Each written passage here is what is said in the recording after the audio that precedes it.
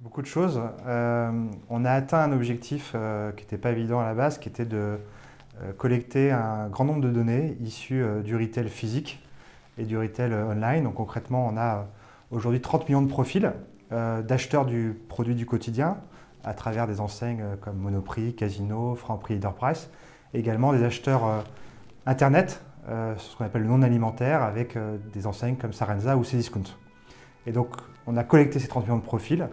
On a réussi à digitaliser les données issues des tickets de caisse, des enseignes de distribution physique. Et puis aujourd'hui, c'est des segments qui nous permettent trois choses.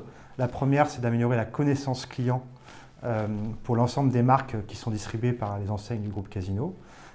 Ces segments-là, on est capable après de les activer, donc améliorer l'efficacité publicitaire. Et puis le troisième, qui n'est pas neutre parce qu'il c'est peut-être le plus innovant, promouvoir la mesure, apporter la mesure de l'efficacité d'une campagne digitale sur des ventes Internet, mais également sur des ventes dans les points de vente physiques.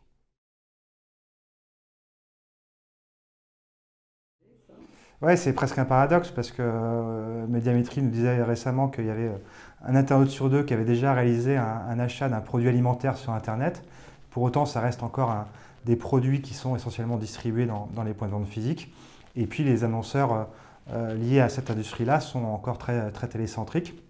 Je crois que c'est moins de 10% des investissements du digital réalisés sur ces marques de grande consommation. Donc l'enjeu, c'est comment est-ce qu'on est capable d'apporter une proposition de valeur qui va leur permettre de venir plus massivement sur le digital.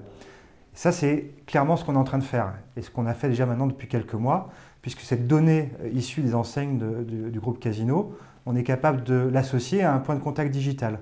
Et donc, on est capable de cibler des acheteurs d'une catégorie sur Internet, quel que soit le device, quel que soit le levier utilisé, et surtout de mesurer l'impact de la publicité digitale directement et en temps réel sur les ventes en magasin.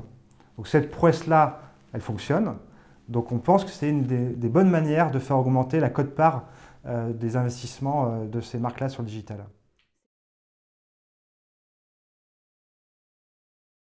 GFA. Déjà, les GFA sont assez différents. Je pense, on représente une vraie alternative, dans le sens où la data transactionnelle, aujourd'hui, seul un retailer, qu'il soit online ou physique, a cette data transactionnelle. Nous, on a réussi à en collecter de manière à avoir 30 millions de shoppers. Et du coup, je pense qu'on a la possibilité d'offrir au marché une vraie alternative par rapport au G, au F et au A. Et puis, il ne faut pas oublier un point, c'est qu'en France, on a quand même une spécificité, c'est que Amazon a des vrais challengers clairement établis, ce qui n'est pas le cas dans les autres pays.